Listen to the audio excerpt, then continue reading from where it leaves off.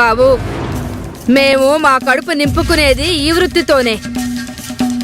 కానీ కేవలం కడుపు నింపుకోవడానికే ఈ వృత్తి చేయమయ్యా. ఇది ఆ దేవుడు మాకిచ్చిన వరం. మాకు మాత్రమే ఇచ్చిన వరం స్వామి. నా మాట పొల్లు పోదు.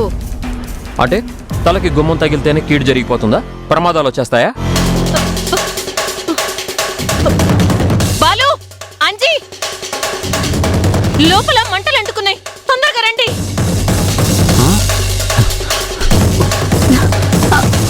అదే రండి.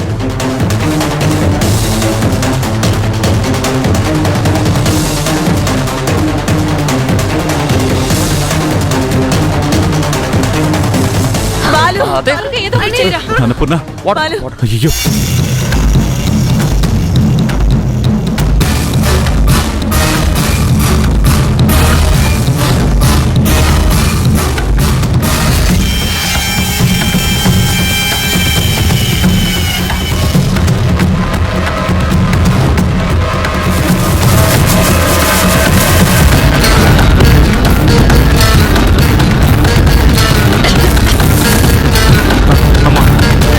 ఏమైందన్నపూర్ణ?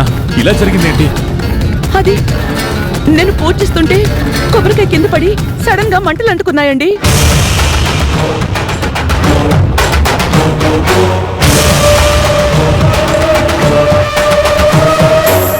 హెచ్చరిక! నా మాట పొల్లు పోదు తల్లి. జాగ్రత్త, తస్మాత్ జాగ్రత్త. సోది చెబుతానమ్మ సోది, జరిగింది చెబుతాను, జరగబోయేది చెబుతాను, ఉన్నదున్నట్టు చెబుతాను. సోది చెబుతానమ్మ సోది. ఎప్పుడు జరిగింది ఇలా జరిగిందేంటి?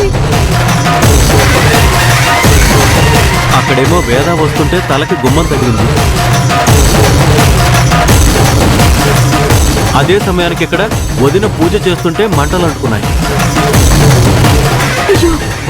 సోదావుడేమో ఏదో హెచ్చరిక అంటుంది, వేదాకేదో ప్రమాదము అంటుంది. ఊరుకోవయ్యా, ఆవిడ చెప్తే నమ్మేస్తావా? గుమ్మం అన్నాక తగలకుండా ఉంటుందా? రేపు అన్నాక క్లాత్ పెడితే కాలకుండా ఉంటుందా? నీ నోరు మాత్రం మూతపడకుండా ఉండదా? అలాంటి వాళ్ళు ఏదైనా చెప్పారంటే అది నిజమే అవుతుందిరా శివ. నాకెందుకో ఏదో కీడులాగా అనిపిస్తుందిరా.